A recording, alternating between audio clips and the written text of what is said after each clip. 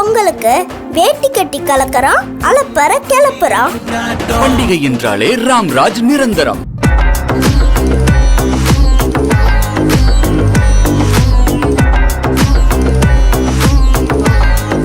எனது 10 ரூபாய்க்கு சிக்கன் பிரியாணி, அதுவும் முட்டையோடையா? எங்கப்பா கொடுக்குறாங்க இப்படி ஒரு ஆஃபர் அப்படின்னு தானே கேக்குறீங்க? வாங்க பார்க்கலாம்.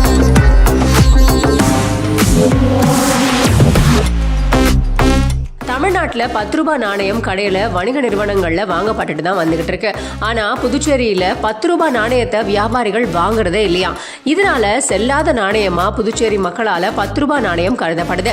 அதனால தமிழ்நாட்டில இருந்து புதுச்சேரிக்கு போற மக்கள் வணிக நிறுவனங்கள் வழங்குற 10 ரூபாய் நாணயத்தை வாங்குறதே இல்லையா. அப்படியே வாங்கினாலும் அதை அங்கேயே செலவழிச்சுட்டு திரும்பவும் புதுச்சேரிக்கு போற நிலை தான் இப்போ நீடிச்சிருக்கு. 10 ரூபாய் நாணயம் செல்லும் அப்படின்னு ரிசர்வ் வங்கி நிர்வாகம் முறைப்படி அறிவிச்சிருந்தாலும் புதுச்சேரியில இது பெருமளவுக்கு பயன்பாட்டுல இல்ல அப்படின்னு தான் சொல்லப்படுது. இதுக்கு நடுவுல புதுச்சேரி மக்களால வாங்க மறுக்கப்படுற 10 ரூபாய் நாணயம் செல்லும் அப்படிங்கறத வலியுறுத்தி அவங்களுக்கு விழிப்புணர்வு ஏற்படுத்துற வகையில நகர பகுதியில இருக்கிற ஒரு தனியார் ஹோட்டல் நிர்வாகம் சலுகை அறிவிப்பு ஒண்ணு வெளியிட்டு இருக்கு. அதாவது காணும் பொங்கல் அன்னைக்கு 10 ரூபாய் நாணயத்துக்கு முட்டையோட கூடிய சிக்கன் பிரியாணி வழங்கப்படும் அப்படின்னு அறிவிச்சிருந்தாங்க. இது காரணமா புசி வீதி பொதுப்பணித்துறை தலைமை அலுவலகம் பக்கத்துல இருக்கிற அந்த ஹோட்டல் முன்னாடி 12 மணி அளவுல நிறைய பேர் ஆக்கிரமிச்சிருந்தாங்க.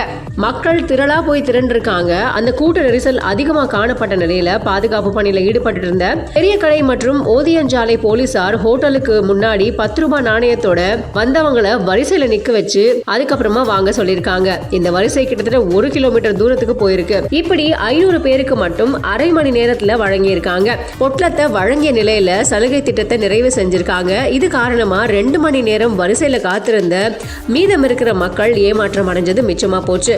போலீசார் அவங்கள சமாதானப்படுத்தி அனுப்பி வச்சிருக்காங்க. அதுக்கப்புறமா பொதுமக்கள் ஏமாற்றத்தோட திரும்பி போயிருக்காங்க.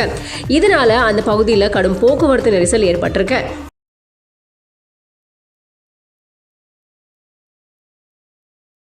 இந்த பொங்கலுக்கு வேட்டி கட்டி கலக்கறான், அலப்பற கிளப்புறான். பண்டிகை என்றாலே ராம்ராஜ் நிரந்தரம்.